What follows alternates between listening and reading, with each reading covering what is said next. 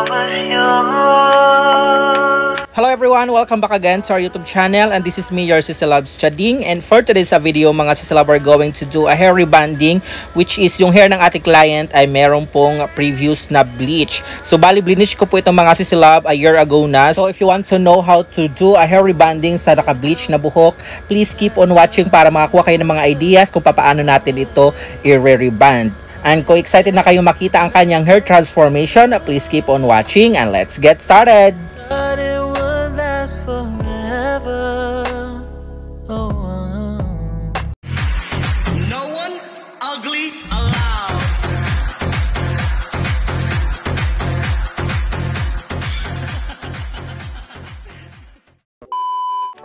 Alright mga Sisilab, after natin ma-analyze yung buhok ng ating client, let's now jump into the application. And bago po pala tayong mag-apply ng ating rebonding cream number 1, pinag-shampoo ko muna yung buhok ng ating client at pinagtuyo ko siya ng 100% dry. Since ang buhok ng ating client ay meron na pong 1 year na regrowth parts simula nung na-bleach siya. So, unahin muna nating applyan ng ating rebonding cream number 1, yung regrowth parts, yung napapansin nyo or nakikita nyo na parang black parts. So, hindi muna natin isasagad yung pinakamedisina doon sa may bleach na part. And make sure once na nag-apply tayo ng rebonding cream number 1, wag na wag po nating isasagad doon sa may pinaka-bleach or wag ilalagpas doon sa may bleach part para hindi po siya magkaroon ng rubberize or hindi po siya masunog. At syempre, wag na wag nyo rin pong isasagad sa pinaka-anit yung gamot para hindi po siya magkaroon ng scalp problem.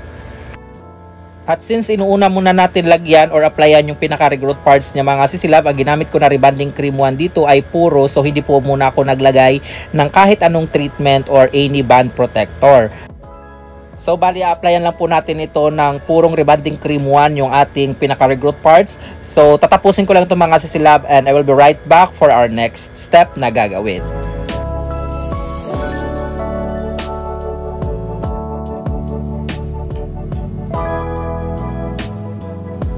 So kung meron po kayong client na i-rebond na merong bleach, let's say for example 6 months na or 1 year na ang kanyang bleach, then pwede nyo pong itry yung process na ito mga Sisilab. Panoorin nyo lang po hanggang dulo para makuha nyo yung pinaka procedure kung paano natin i-rebond yung may regrowth na bleach. And kung naghahanap naman kayo ng process kung paano mag-rebond ng bagong bleach lang tapos i-rebond natin, meron din po akong tutorial nyon mga Sisilab. Ilalagay ko na lang po yung link dyan sa taas para mapanood nyo rin po, or pwede nyo pong bisitahin ang ating video section para makita nyo ang iba't ibang process ng ating pag-rebond. Hindi lang po sa bleach part, pati na rin po sa mga normal hair or kinky hair, mga ganon mga Sisilab.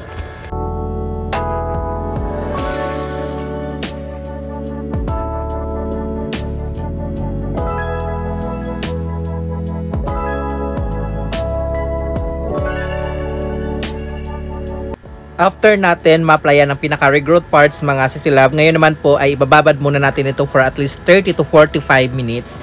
Then babalikan natin siya mamaya para i-check kung nag-react na po ba or naluto na yung kanyang buhok sa rebonding cream number 1.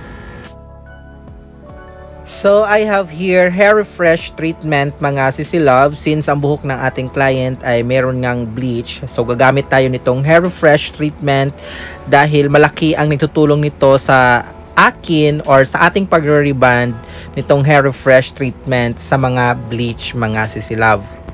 So ipapakita ko sa inyo kung paano natin ito gagamitin, itong hair refresh treatment mga Sisilab sa buhok na naka-bleach. So habang nakababad or nagpa-process yung rebonding cream 1 doon sa in-apply natin sa regrowth parts mga Sisilab, ay i-apply naman natin itong hair refresh treatment dito sa parts na naka-bleach. Kaya natin in-applyan itong hair refresh treatment dahil ito ang magsisilbing pinaka-band protector natin para hindi po siya masunog or mag-rubberize once na in-applyan na natin siya mamaya ng ating rebonding cream number 1. Malaki ang naitutulong nitong hair refresh treatment, lalong-lalo na sa mga ganitong uri ng buhok na nire-rebond natin dahil pinapatibay nito yung strands na buhok, lalong-lalo na kung ito ay medyo damaged na talaga. Nagamit at na-feature ko na rin itong hair refresh treatment sa aking ibang mga video dyan mga sisilove. Watch nyo po para makakuha rin po kayo ng mga ideas kung paano rin siya gamitin. At kung wala naman po kayong hair refresh treatment mga sisilove, ay pwede naman po kayong gumamit ng kahit anong moisturizing treatment or any band protector na pwede nyong ilagay dyan sa bleach part para magsilbing pinaka band protector niya para hindi po siya masunog.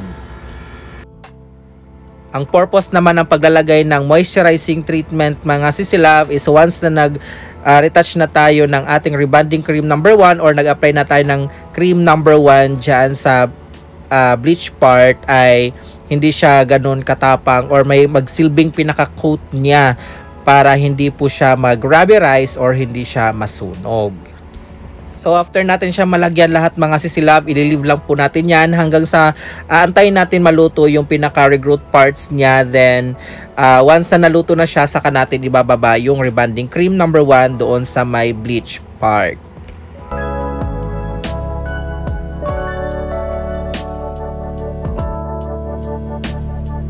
At mahigit 1 oras nga na naibabad yung rebonding cream 1 doon sa pinaka-regroot parts mga sisilove, saka siya naluto. Then ngayon naman po ay ibababa yung rebonding cream 1 doon sa bleach part, which is nilagyan natin kanina ng hair refresh treatment. At itong rebonding cream number 1 natin din mga sisilove ay nilagyan ko na rin po siya ng hair refresh treatment para mabawasan na rin yung tapang nung gamot. Kasi once na puro ang nilagay natin or hindi tayo naglagay ng kahit anong band protector or moisturizing treatment, may possibility na mag-rubberize yung buhok na ating nire-rebond, lalong-lalo na pag ito talaga ay bleach.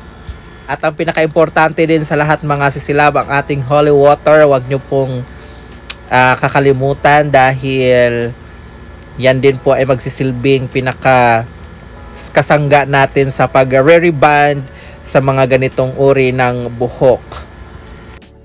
So wisik-wisikan nyo lang po yung mga parts na alam nyong nagdidikit-dikit, nagra-rubberize para maiwasan na yan ay masunog.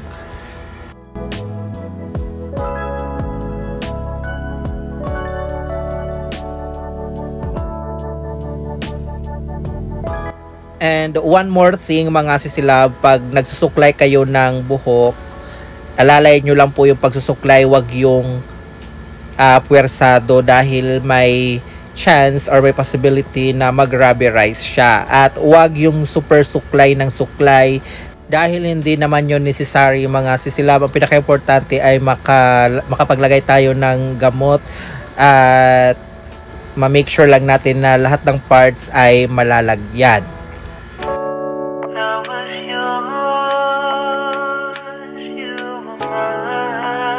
At isa pa mga sisilove, pag ganitong uri ng buhok ang nire-rebond nyo, make sure na mabilis ang ating kamay or yung ating application. Huwag babagal-bagal, baka maabutan kayo ng pagkasunog ng buhok niya. And from time to time, i-check nyo rin po yung parts doon sa mga nauna natin nilagyan ng rebonding cream 1 doon sa may bleach part. Tingnan nyo, baka mamaya nag-rubberize na siya. So alalay lang din po sa spray water para makaiwas tayo sa sunog.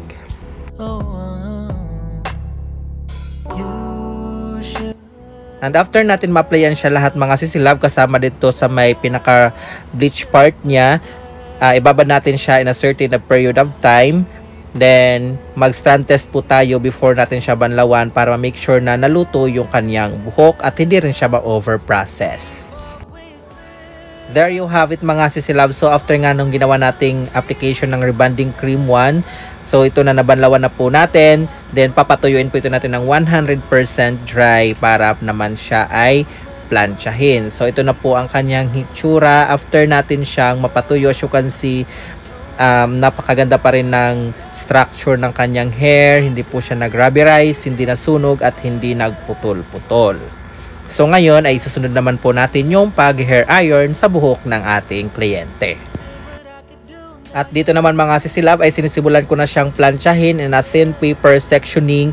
At ang ginamit ko na heat temperature ng ating hair iron is 180 degrees Celsius lang mga sisilove. So sa pagpaplansya naman, make sure na may straighten talaga at lumabas yung kintab ng kanyang buhok para maganda yung maging result ng ating rebonding. So, once na nagplansya kayo ng mga ganitong uri ng buhok na mayroong bleach, huwag po kayong gagamit ng sobrang taas ng temperature, baka masunog yung buhok niya or mag-dry. So, hindi rin po nakakatulong yung sobrang init ng plancha.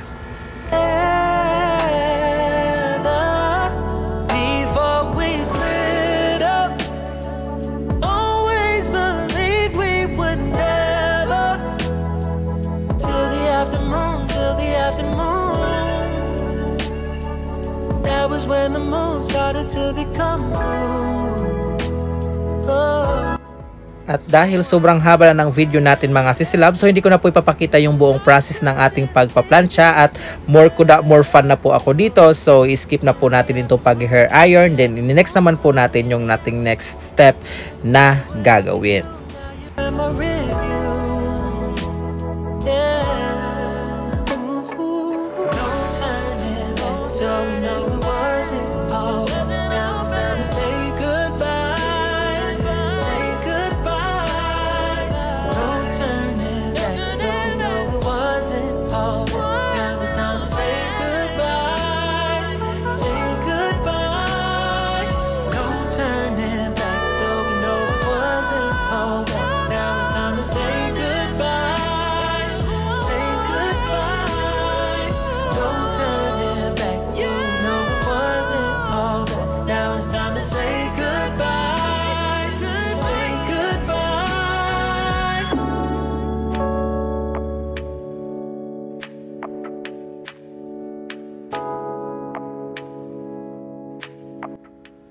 Alright mga sisilab, so yun, tapos na tayo magplansya. As you can see, diba, ang ganda ng kanyang hair strands or hair structure. Walang kasunog-sunog, walang ka-frizzy-frizzy.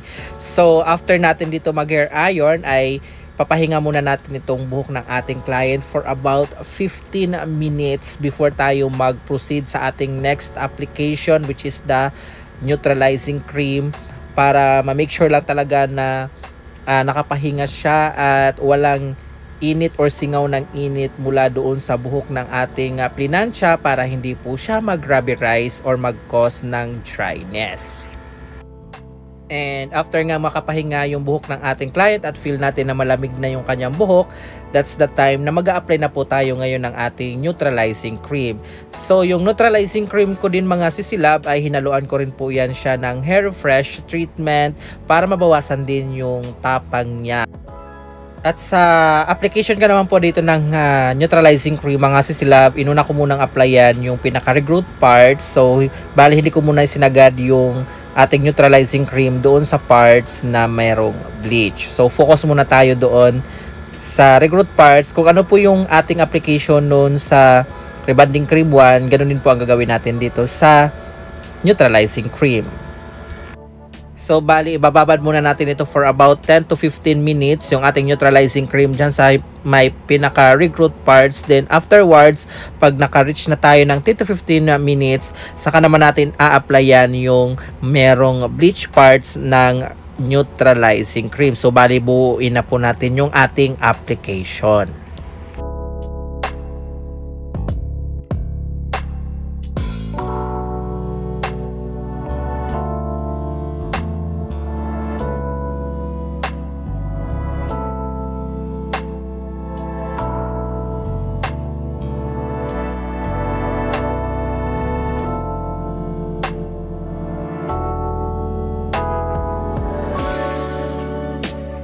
So bakit nga ba natin hindi sinabay yung ating application doon sa regroot parts at saka sa bleach part para mas makapagpahinga pa ng husto yung dito sa may bleach part para hindi po siya mag-cause ng dryness or hindi siya mag-rubberize mga sisilab. Then after natin ma-applyan itong bleach part mga sisilab ay bababad naman natin siya for about 10 to 15 minutes ulit bago natin siya banlawan. So para sa kaalaman nyo rin po mga sisilab, itong client's hair natin dapat may kasama po itong color dahil gusto niya nang i-change yung hair color niya, itong bleach, pero I refuse na kulayan siya. Bali pinapabalik ko na lang siya after 2 weeks para sa kanyang hair color. So hindi po ako nagsasabay ng hair color, lalong-lalo na pag change color dito sa mga bleach part kasi may chance talaga na mag-dry ang kanyang buhok. Alright mga sisilab, after naibabad yung ating neutralizing cream, nabanlawan na po natin at nalagyan na rin po natin ng treatment. Ngayon naman po ay papatuyuin na po ito natin at para makita na natin yung result sa niriband natin na bleach hair. Bali, ang nilagay ko po dito na hair treatment is hair botox mga sisilab. So ngayon ay pinapatuyo na po natin siya. So sabay-sabay po natin panoorin hanggang dulo kung ito po ba ay magiging have or wale. At syempre ang inaabangan ng lahat ang kanyang after wash result.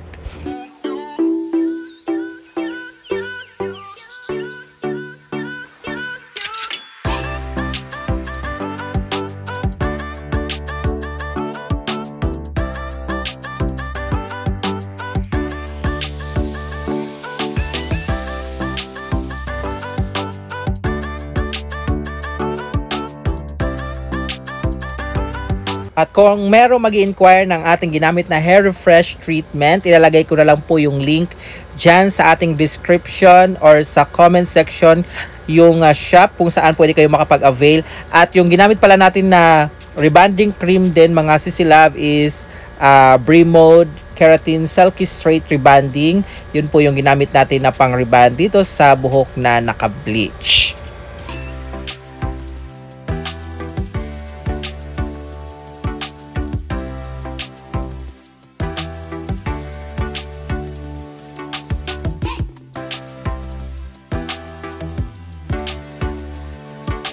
So ayun ang mga sisilab, habang pinapatuyo na natin yung buhok ng ating client, makikita nyo naman yung kanyang napakalaking changes. So hindi po nasunog, hindi nag-dry, hindi nag-rubberize yung buhok ng ating client.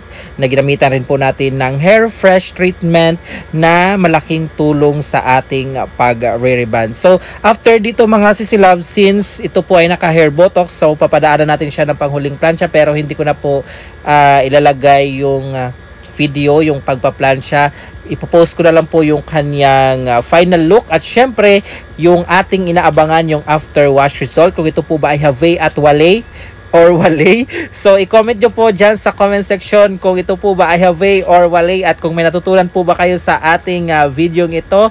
At syempre kung nagustuhan nyo naman po ang video ito, please don't forget to like, share, and subscribe na rin po sa ating YouTube channel. At huwag kalimutan isama ang notification bell para always po kayo updated pag meron po tayong mga bagong upload dito sa ating YouTube channel. And this is Chading, always saying have a great hair day always mga sisilab, until our next video. Paalam! Oy, wag niyo pong kalimutan tapusin ang video mga sisilab. Salamat!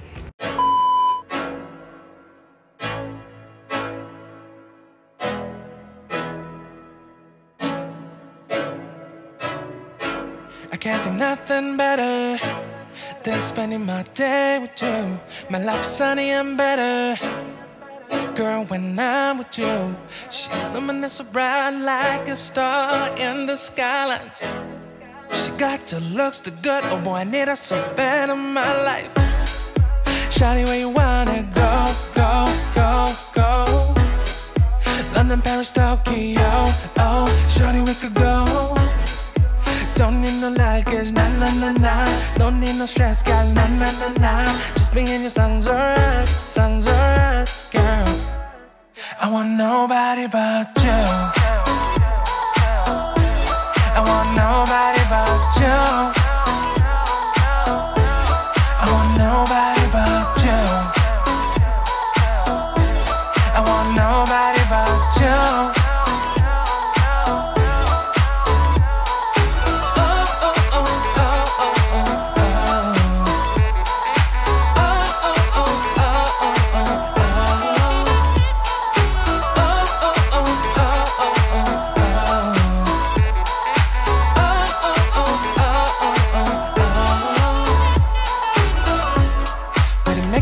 Better if I save the songs for you when you feel down and bitter. Shawty, I'll be there for you. We'll be like Bonnie